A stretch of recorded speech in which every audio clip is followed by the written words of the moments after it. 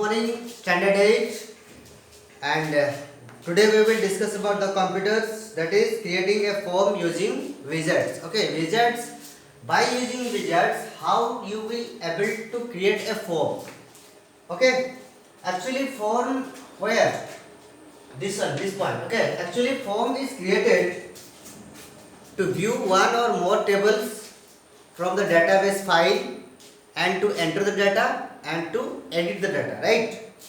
Data entry, data addition will be done from the database file, and creating forms you can make database more user friendly.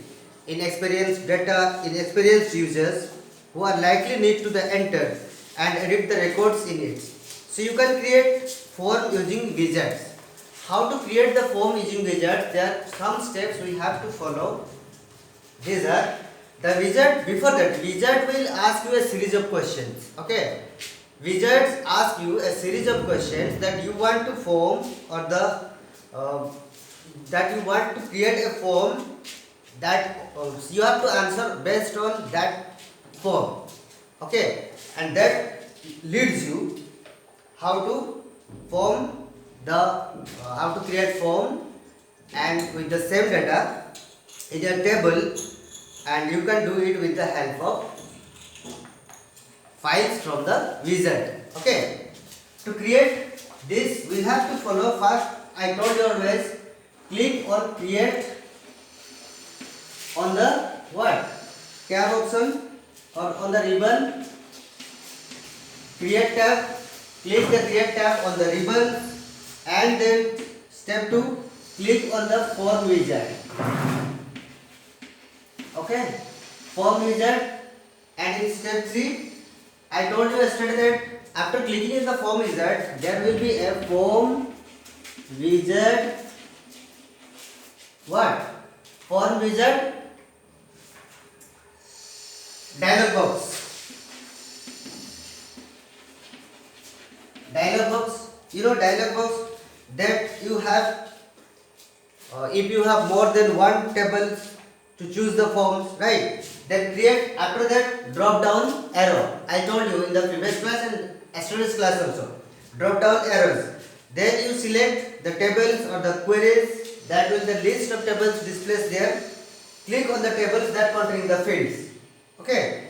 So if you want to include it in your form, then you can also take it. Okay. Next is the field in the table you selected displayed in the advisable flash area. That field you did. Okay, for step 1, advisable flash area. Okay, advisable flash area. Then that area will be selected. You can select the area.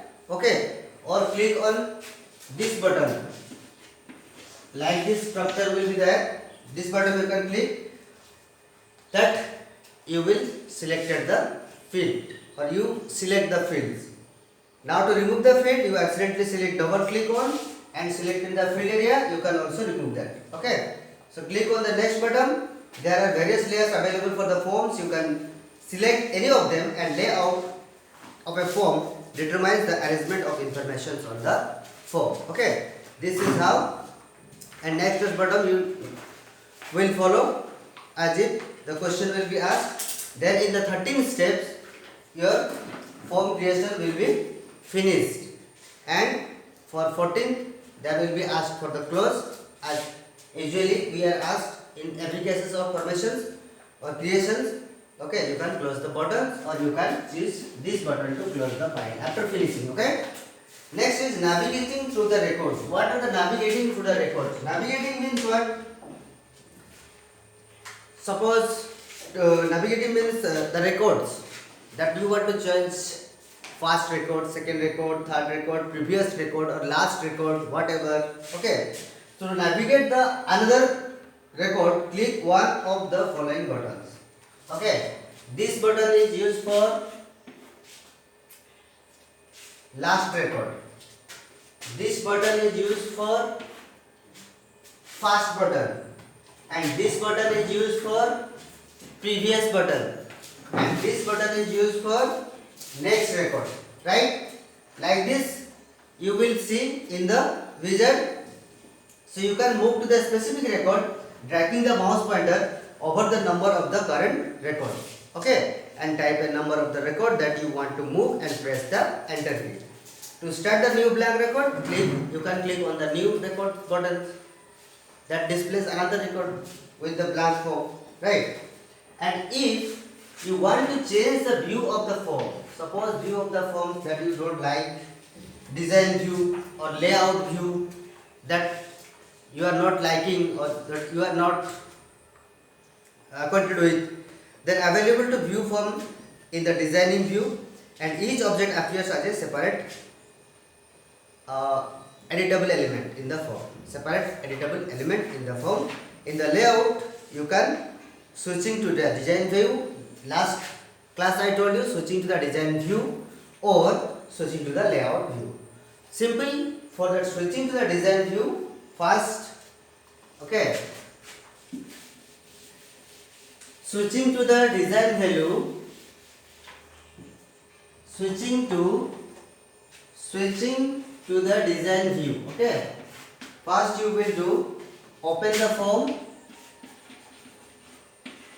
form, then click on home tab from the ribbon, home tab on the ribbon, okay. Click on the view option, okay, and then click on the design view, design view.